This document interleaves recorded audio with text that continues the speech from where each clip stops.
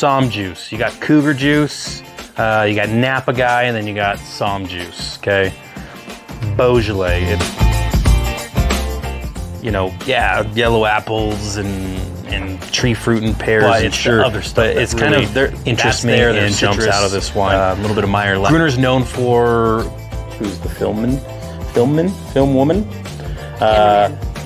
Cameraman. Camera person. Yeah, photographist. Dude, you could tell a lot about a person the way they throw a frisbee. My huevo. All right, so let's start with Valdasuga 2016 Rosso di Montalcino.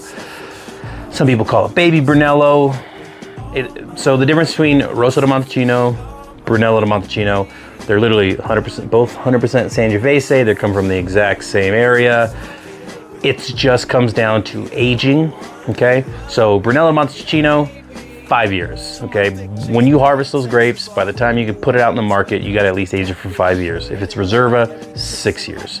If it's Rosso, usually, generally speaking, you're gonna get the younger vines. You're gonna get maybe the fruit that wasn't the pristine perfection of fruit that's gonna go into the Brunello.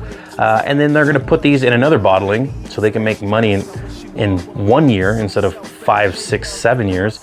So Rosso di Montalcino is the same thing. You just need to age it for a year instead of 5 or 6. So this allows the winemaker to make a little bit of money. It allows us to afford Baby Brunello, whatever you want to call it.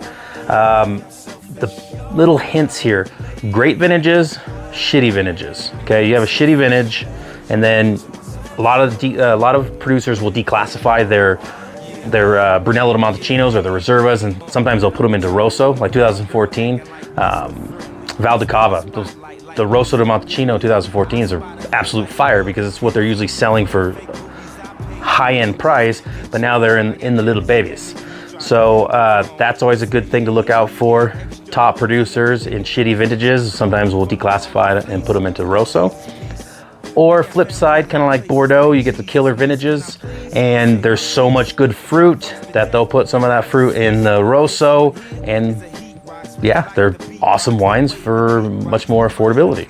And then somewhere in between, well, just got to find your producers that you like, and sometimes good, sometimes not. Usually it's good though. This case, always delicious. Valdasuga, one of my very, very top producers, absolutely incredible. This is 2016 Rosso di Montalcino. Let's give it a little taste, little whiff and taste. Okay, so on the nose, fruit's gonna be dried. Dried cranberry, dried red fruit. Dried cranberry, strawberry, raspberry, but as I say all those fruits, there's a dancing partner with it, okay? And that's gonna be savory. Dried herbs, turned earth, crushed stone. So it's about 50-50. This isn't like, I'm not eating Skittles right now, okay? There's a lot going on in this wine, okay? A little mushroomy, a little composty on the nose. Try the palate.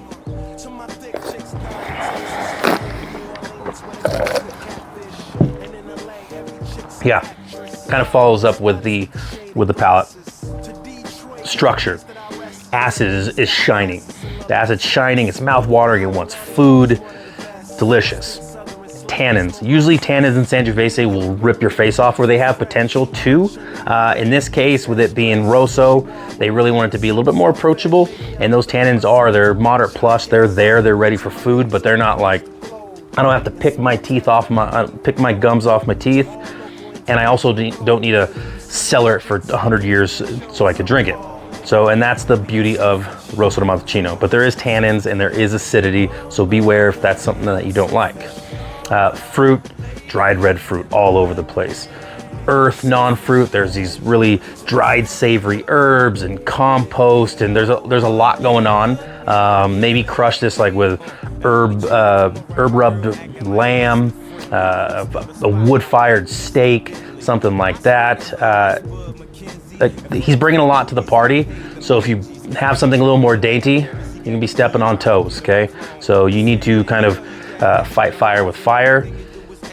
but I think the fire for the food is gonna be the other elements, the savoriness, the gaminess qualities I think would crush with this. Would I put this on my wine list? Hell yeah, I'd serve this by the glass. This wine's incredible, drinks above its price point.